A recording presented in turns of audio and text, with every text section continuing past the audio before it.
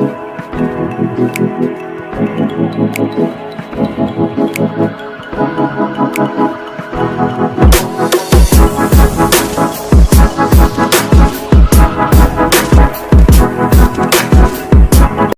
everyone! Welcome back to our channel, and today guys, gagawa tayo ng low carb or keto muffins with blueberry frosting. So, yung mga mahilig sa blueberries dyan, ito yung para sa inyo guys. Start na natin. So, ito na yung mga ingredients natin guys para sa keto muffins. Naglagay na ako dito ng 2 cups ng almond meal or almond flour. Naglagay na rin ako ng half teaspoon ng sea salt flakes at saka 1 teaspoon of baking powder. Then, ito naman, half a cup of erythritol or lakanto sugar. Then, this one is 115 grams or half a cup of melted butter, unsalted. Then, half a cup din siya ng, 1 cup ng almond milk, unsweetened. At saka naglagay na rin ako dito ng 1/4 teaspoon ng almond extract. Then, we have also 2 large eggs. Prepare ko na rin tong muffin tins, guys, since wala ako yung cupcake paper. So, nilagyan ko na lang siya ng butter. Itong muffin baking pan. And also, I preheated the oven to 180 degrees Celsius. So, start na natin. So, ayan guys, start na natin siya. Ihalo-halo ulit natin yung mga wet ingredients tsaka dry ingredients. So, ayan, yung itlog. And then, yung melted butter natin. Basta malamig na yung melted butter guys ha. Huwag nyo ilalagay ng mainit pa. And on the other, yung dry ingredients naman, sugar. Since nandyan na yung salt at saka yung baking powder natin. So, halo mo siya. Pakadali, diba guys? Halo-halo mo lang yung sugar at saka yung almond milk, tsaka yung baking powder and salt. Then, lagay na natin itong wet ingredients. Halo-halo mo lang din. Then, pour it all together.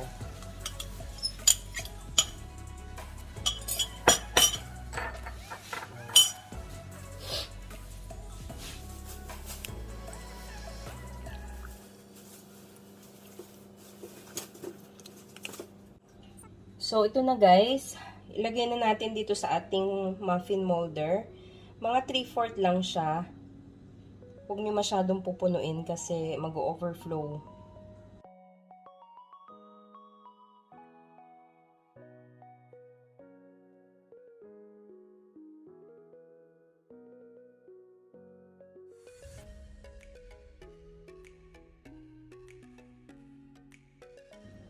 Meron pa akong natirang tig-konting blueberry. Pwede naman nating lagyan. Kahit tigi-isa lang. Kasi maglalagay naman na tayo ng blueberry frosting. Kahit hindi nyo nalagyan to guys ha. Pinano ko lang kasi sayang naman. So kahit tigi-isa lang. Lagay mo siya. Yan.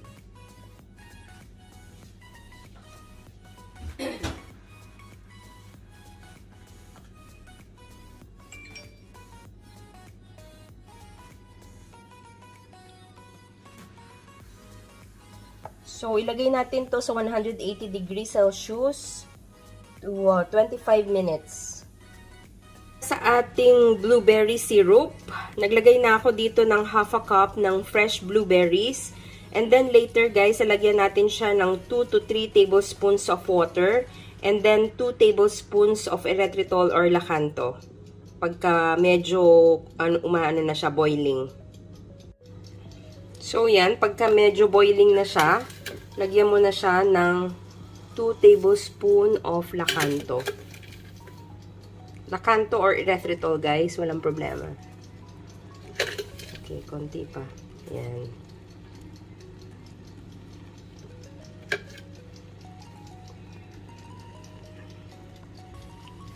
Halu-haluin nyo lang siya guys ha, para hindi masunog. So, lagi nyo lang siyang haluin.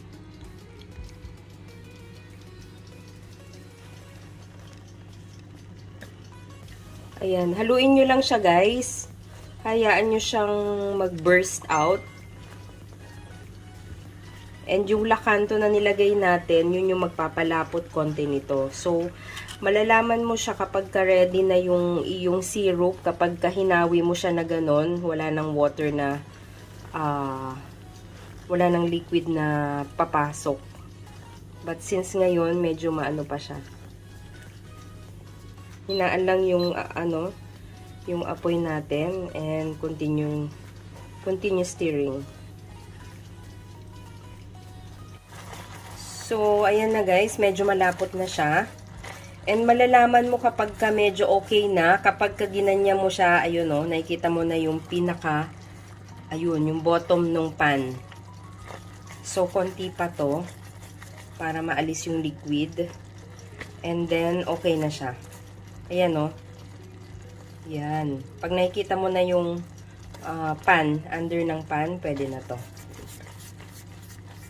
So, para sa frosting natin, guys, kailangan natin ng 165 grams of cream cheese, 25 grams of unsalted butter, and then yung paste natin na ginawa, hintayin muna natin siya na medyo lumamig, mga 1 tablespoon to 1.5 tablespoon ang ilalagay natin para magkaroon ng kulay. And then, we will be needing powdered erythritol or lakanto, 3 tablespoons. So, ito yung paste na ginawa natin, guys. Pwede na tayong maglagay dito ng 1 tablespoon, sorry. 1 tablespoon or half teaspoon. So, mas gusto ko yung medyo makulay. Ayan.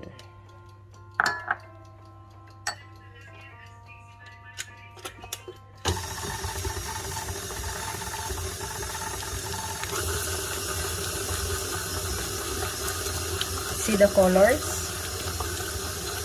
Ganda. Pag medyo gusto nyo pa ng mas intense, guys, na color violet, pwede nyo pandagdagan ng konti.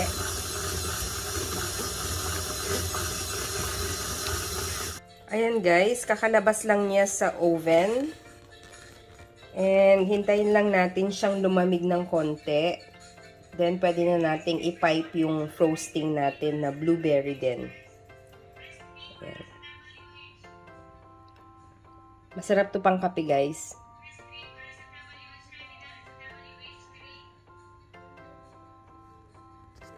Ito na, guys, yung may frosting. Pasensya na, hindi ako marunong mag-piping. Tapos, yung pulp ng blueberry, nilagay mo lang siya dun sa top. Ayan, ang ganda ng kulay niya, guys.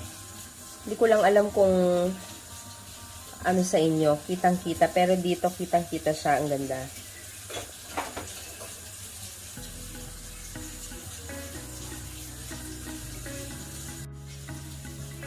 So, ito na siya, guys.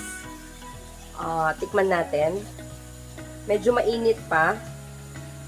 But see, very moist siya sa labas ulit, as usual. Ayan, no? And, pwede mo siyang i-dip since meron pa akong natirang frosting. Pwede mo siyang i-dip.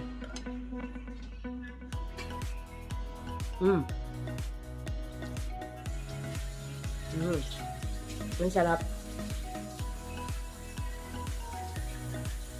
Very nice. Sakto lang yung tamis niya. Hindi masyado matamis. Kaya kahit na konting frosting lang sa pinakaibabaw niya, okay lang.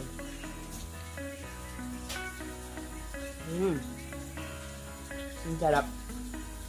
So, ayan yung blueberry muffin natin, guys. Actually, it's keto muffin with blueberry frosting siya. Hindi siya, nilagyan ko lang siya talaga ng blueberry dun sa pinaka, pero hindi yan talaga yung blueberry muffins. Next time, gagawa tayo ng blueberry muffins na kahit na wala na siyang frosting.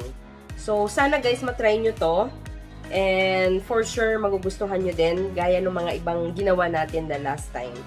So, thank you guys, pakikinig. And sa lahat na nag-subscribe, nag-like, at nag-share ng videos natin, thank you so much.